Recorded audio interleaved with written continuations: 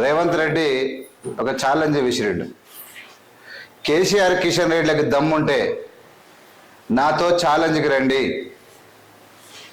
నిజానికి రేవంత్ రెడ్డి మీద వ్యతిరేకత పెరిగిపోయింది, అది పెరిగిపోయింది, ఇది పెరిగిపోయింది అని కేంద్ర ప్రభుత్వం మరియు ప్రతిపక్షమైన బీఆర్ఎస్ యూట్యూబ్ ఛానళ్ళను టీవీలను నమ్ముకొని ఇరగదీస్తూ కరగదీస్తూ ముందరికి పోతా ఉన్నాయి.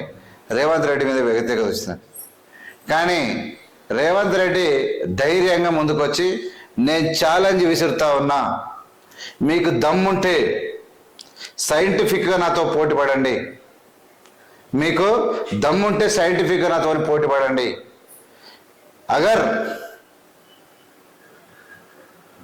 अगर आप दोनों मिलके मेरे को हराए तो, अगर if two either your two members if you make lose me I will say apologize అంటే వెరీ క్లియర్ అయిపోయింది రేవంత్ రెడ్డి. మీ ఇద్దరికి దమ్ముంటే సైంటిఫిక్గా నిరూపించు, సైంటిఫిక్గా ఆధారాలతో నిరూపించి నాతో గెలవండి. పాలన పరంగా మీరు కనుక నన్ను ఓడిస్తే, మీ ఇద్దరు కలిసి నన్ను ఓడిస్తే నేను ముక్కు భూమికి రాస్తా. ఇంతకు మించిన ఛాలెంజ్ ఒకటి లేదు. ఈ దేశంలో బీజేపీ పాలిత ఏ రాష్ట్రంలోనైనా 12 నెలల్లో జరిగినటువంటి అభివృద్ధి కానీ, ఇచ్చినటువంటి హామీలను కానీ, లేదంటే ఈ పథకాలను ప్రవేశపెట్టి ఉంటే సైంటిఫిక్గా, అంటే ఆ ప్రవేశపెట్టిన డాటా మీరు తీసుకొని రా, కిషన్ రెడ్డి నీకు దమ్ముందా రా, నువ్వు వస్తావా నీ మోడీ వస్తాడా రా అని చెప్పి ఛాలెంజ్ విసిరిండు. ఇది కొన్న మీడియాల ముందర గప్పాలు కొట్టడు కాదు, అమ్ముడు పోయే మీడియా ముందర అబద్ధాలు మాట్లాడడం కాదు. మిస్టర్ కిషన్ రెడ్డి, నరేంద్ర మోడీ ఇలా నమ్మి నాన్న వస్తే పుచ్చి బుర్రలైనట్టు రాష్ట్రాన్ని నీ చేతిలో పెడితే 10 ఏళ్ళల్లా ఇలా పుచ్చి బుర్రల కన్నా అధ్వానం చేసినవా కేసీఆర్? సైంటిఫిక్గా నీకు దమ్ముందా? If you are able to challenge with me, I'm ready to defeat, I'm ready to face, I'm ready to receive అని చెప్పి రేవంత్ రెడ్డి ఛాలెంజ్ విసిరిండు. దెబ్బకు ఇలా కిషన్ రెడ్డి అండ్ కేసీఆర్ తోక ముడిచినటువంటి పరిస్థితి. ఈ ఎమ్మెల్సీ ఎన్నికల నుంచే బీఆర్ఎస్ తప్పించుకున్నది. ఇక్కడ ప్రజలుగా బీఆర్ఎస్ యూట్యూబ్ ఛానల్లో, కొన్ని పెయిడ్ ఛానల్లో ఏదేదో మాట్లాడేస్తున్నట్టుగా తెలంగాణ రాష్ట్రంలో పాలన అధ్వానంగా ఉందా, ఎలా ఉంది అనేది ఇలా ప్రతి ఒక్కడు హామీల గురించి చాలా పెద్ద మాటలు మాట్లాడుతూ ఉన్నారు. ఈ దేశంలో సంవత్సరానికి 2 కోట్ల ఉద్యోగాలు ఇస్తాని పచ్చి బజార్ అబద్ధాలు చెప్పి 11 సంవత్సరాలు గడుస్తున్న ఆ ఊసే ఎత్తన నరేంద్ర మోడీ గురించి మాట్లాడేవాడు. కానీ స్కూటీ గురించి, తులం బంగారం గురించి మాట్లాడేటువంటి స్థాయికి వచ్చారు. ఈ స్కూటీలు అనేటివి, తులం బంగారం అనేటివి ఎక్స్టర్నల్ మ్యాటర్.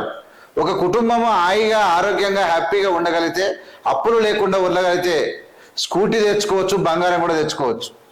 కానీ 7 అప్పులు ఆడబెట్టి ఈ బంగారాలకు పోయేటువంటి పరిస్థితి లేకపోవచ్చు.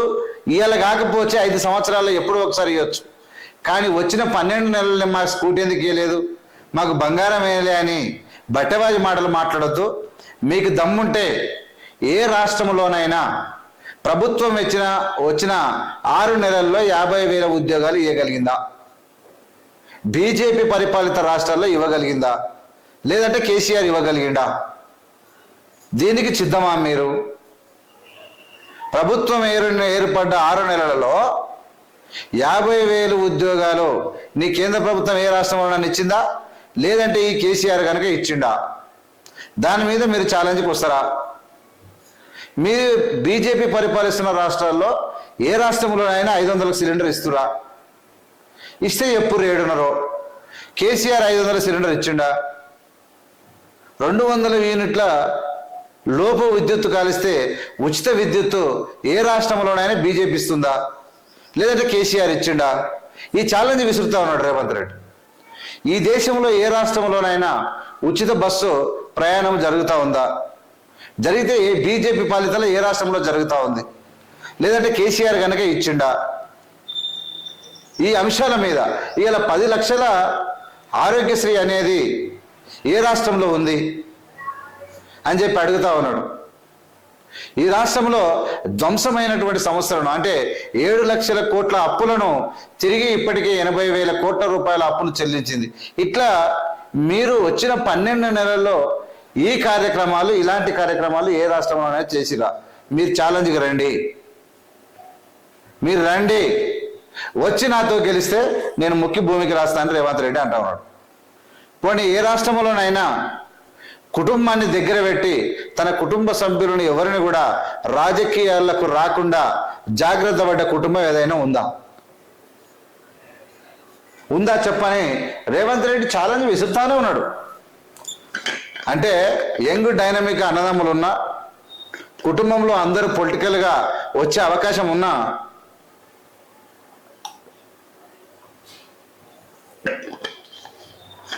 అంటే వచ్చే అవకాశం ఉన్నా రాకుండా జాగ్రత్త పడుతున్నా కుటుంబం ఎవరైనా ఉన్నారా అని చెప్పి రేవంత్ రెడ్డి గారు ఛాలెంజ్ విసురుతా ఉన్నారు. మరి ఇగల్లా నేనేమంటాను అంటే పెద్ద పెద్ద గప్పాలు కొట్టేటువంటి లీడర్లు కేసీఆర్ తరఫున మాట్లాడుతున్నా, కిషన్ రెడ్డి తరఫున మాట్లాడుతున్నారు, లేదంటే బీఆర్ఎస్ తరఫున లేకుంటే బీజేపీ తరఫున మాట్లాడే వాళ్ళు ఎవరైనా ముందుకొచ్చి రేవంత్ రెడ్డి ఛాలెంజ్ని మీరు స్వీకరించగలిగితే ఆయన ముక్కుకు భూమి రాసి ఆయన కూడా అవసరం లేదు, నేను వస్తే ఎవడో రమ్మను. మీరేం చేశారు? మీ 12 ఏళ్ళ బీజేపీ పరిపాలన, 10 ఏళ్ళ బీఆర్ఎస్ పరిపాలన, 12 నెలల రేవంత్ రెడ్డి పరిపాలనతోని పోటీ పడదాము. మేము ఎన్ని ప్రాజెక్టులు మొదలుపెట్టినాం, ఎన్ని అధునాతనమైనటువంటి నూతన పద్ధతులతోని మేము ఐటీఐలో ఎన్ని పురాతనమైన ఐటీఐలు, బూజు పట్టిన ఐటీఐ వ్యవస్థను తీసేసి 60 ఐటీఐలను కొత్తదనం పుంతలు దొక్కేటటువంటి భవిష్యత్ కార్యాచరణ కోసం మేము చేసినటువంటి ఐటీఐ ఎడ్యుకేషన్ కానీ, రేవంత్ రెడ్డి ఎన్ని యూనివర్సిటీలకు వీసీలను ఏర్పాటు చేసిండు. ఇలా పాఠశాల తెరిచిన రోజే భారతదేశంలో మొట్టమొదటిసారిగా పాఠశాల జూన్ 1 తారీఖు నాడు విద్యార్థులకు పుస్తకాలు, బట్టలు ఒకే రోజు అందించిన చరిత్ర భారతదేశంలో తెలంగాణ రాష్ట్రంలో కాంగ్రెస్ పార్టీకి తప్ప ఎవరికి లేదు. అంటే అటు విద్యార్థులనైనా, విద్యా సంస్థలనైనా బడ్జెట్ తక్కువ కేటాయించిన ఉన్న దాంట్లో అద్భుతంగా పాలన చేయడానికే కష్టపడుతున్నటువంటి ముఖ్యమంత్రి ఈ రాష్ట్రంలో ఎవరైనా, ఈ దేశంలో ఎవరైనా ఉండరంటే అది తెలంగాణ ముఖ్యమంత్రి అనేది అందరికీ జగమెరిగే సత్యం. కాబట్టి ధైర్యంగా ధైర్య సాహసాలతో చెప్తా ఉన్నాడు, మీకు దమ్ముంటే రండి. If you have courage, if you have confident, if you are ready to face, tackle with Revanth Reddy, you can come and you can face, you can participate and you have a chance to defeat Revanth Reddy. If you are able to defeat Revanth Reddy ready to say the sorry. నేను ముక్కు భూమికి రాస్తాను ఒక మాటనే direct చెప్పిండు. ఇంత దమ్ము ఎవరికైనా ఉందా అని నేను అడుగుతా ఉన్నా.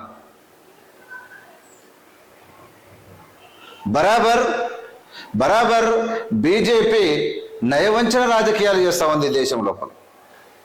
నయవంచన రాజకీయాలు, నాశనం చేసే రాజకీయాలు. బీసీ, ఎస్సీ, ఎస్టీలను ఈ లోకంలో అత్యంత బుచ్చగాళ్ళగా చేస్తున్నటువంటి బీజేపీ పార్టీ వాళ్ళు గెలుపు కోసం తహతాలు ఆడుతూ ఉన్నారు. చాలామంది విద్యావంతులకు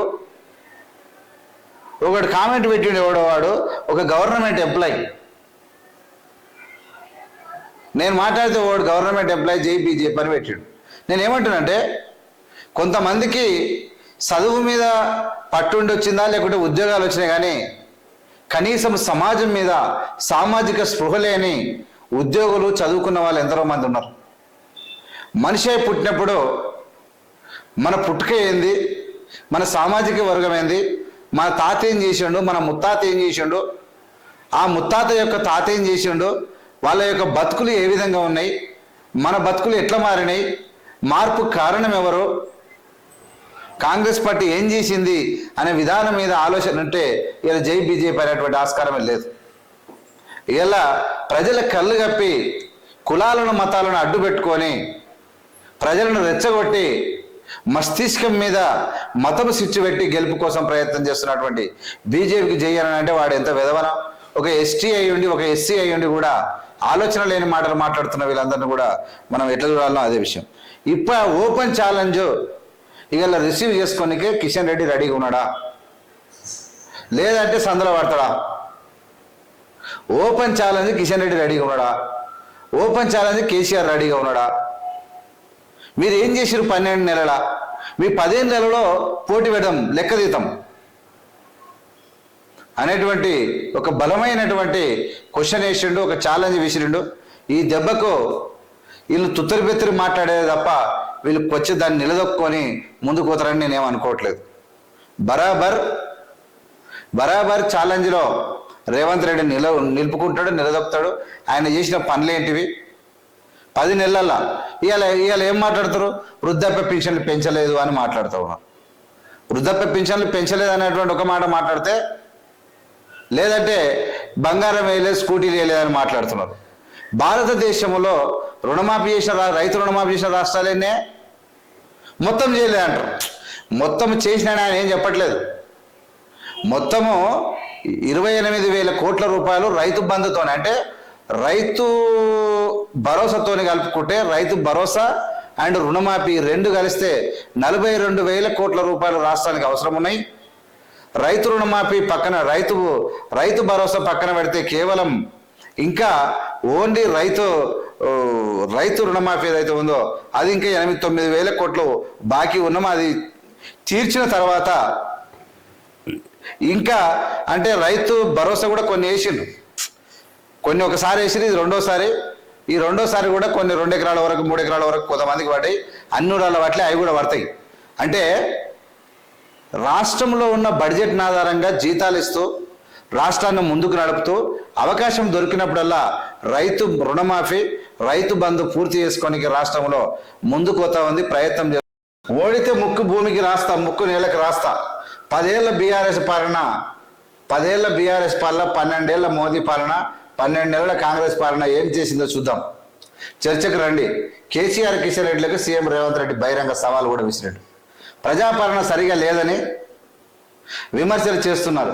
10 ఏళ్ల కేసీఆర్ ముఖ్యమంత్రిగా ఉన్నారు, 12 ఏళ్ల నుంచి మోదీ ప్రధానిగా ఉన్నారు, 12 నెలలుగా కాంగ్రెస్ ప్రజాప్రభుత్వం ఇక అధికారంలో ఉంది. ప్రతిపక్ష నేతగా కేసీఆర్, బీఆర్ఎస్ రాష్ట్ర అధ్యక్షుడు, ఇక్కడ కేంద్ర మంత్రిగా కిషన్ రెడ్డి చర్చకు వస్తే సీఎంగా నేను సిద్ధం. గత 10 ఏళ్ల పాలనపై చర్చిద్దాం. చర్చలో ఓడితే ముక్కు నేలకు రాస్తా. గతం దెబ్బకు చెమటలు పట్టినటువంటి పరిస్థితి. చర్చలో ఓడితే ముక్కు నేలకు రాస్తా అని చెప్పి రేవంత్ రెడ్డి మాట్లాడండి. ఇక్కడ 10 ఏళ్ళ దాని తర్వాత ఇక్కడ అయితే కేసీఆర్ కిషన్ రెడ్డిలకు సీఎం రేవంత్ రెడ్డి బహిరంగ సవాల్ కూడా విసిరండి. ఇక్కడ అంటే ప్రతి పేదవాడి ఆర్థిక గౌరవం ఇందిరమ్మ ఇండ్లను ఇచ్చినటువంటి ఊళ్ళనే మేము పోటీ చేస్తాం. ప్రతి నెల ప్రతి నియోజకవర్గానికి 3,500 ఇందిరమ్మ ఇండ్లు ఇచ్చి హామీలను 5 ఏళ్లలో పూర్తి చేసే బాధ్యత నాదే. 10 ఏళ్లుగా పాలమూరు జిల్లాకు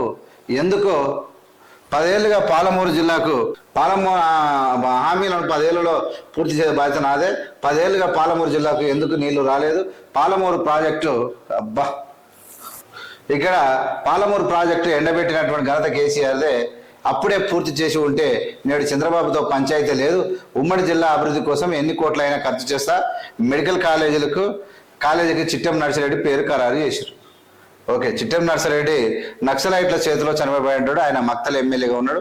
డికే అరుణ గారి తండ్రి, చిట్టెం రామ్మోహన్ రెడ్డి గారి తండ్రి, ఇప్పుడు ఉన్నటువంటి పర్ణిక రెడ్డి గారి తాత చిట్టెం నర్సిరెడ్డి గారు నిజంగా రాజకీయాల్లో నక్సలైట్లు చంపారు. నాకు గుర్తుంది. అది నక్సలైట్లు వచ్చి ఆయనను ఒక శంకుస్థాపన కార్యక్రమంలో చిట్టెం నర్సిరెడ్డి గారిని నక్సలైట్లు హతమార్చడం జరిగింది. అది పక్కన పెడితే డికే అరుణ కూడా వచ్చి నిన్న ఆ కార్యక్రమంలో పాల్గొన్నటువంటిది కూడా మనం చూసినాం. సరే, ఏదేమైనా నేను ఒకటి చెప్తున్నా, సవాలును విసిరినటువంటి రేవంత్ రెడ్డి స్వీకరించే దమ్ము లేదు. నిజంగా కూడా నేను ఎప్పటి నుంచి ఎవరు ఏం చెప్పినా, ఎవరు రేవంత్ రెడ్డి మీద దుమ్మెత్తిపోసినా మన్నెత్తిపోసినా, నేను ఎస్సీ వర్గీకరణ విషయం లోపల తీసుకున్న విధానం అంటే వర్గీకరణను బీజేపీ నెత్తిలో పడేయకుండా, బీజేపీ చేస్తున్నటువంటి కుట్రలు ప్రజలకు చెప్పకుండా వీళ్ళు వన్ సైడ్ పోవడాన్ని నేను వ్యతిరేకించిన. నేను ఢిల్లీ స్థాయిలో జరిగే రాజకీయాలను తిప్పికొట్టడం లోపల విఫలమయ్యారని చెప్పి నేను మాట్లాడిన, అది వేరే విషయం. కానీ ఇక్కడ నేను ఛాలెంజ్ చేస్తా ఉన్నాను, తెలంగాణ రాష్ట్రం దేశంలో అన్ని రాష్ట్రాలకు రోల్ మోడల్గా పాలన జరుగుతుంది. 2 ఏళ్లలో ప్రజలను తన చుట్టూ తిప్పుకోవడానికి కాంగ్రెస్ ప్రయత్నం చేస్తుంది. ఖచ్చితంగా ప్రజలు శభాష్ రేవంత్ రెడ్డి కాంగ్రెస్ పార్టీ అద్భుతమైన పాలన అని ప్రజలు మెచ్చుకునేలా రాష్ట్రంలో ఉండబోతుంది అనేది ఇది కూడా నా ఛాలెంజ్.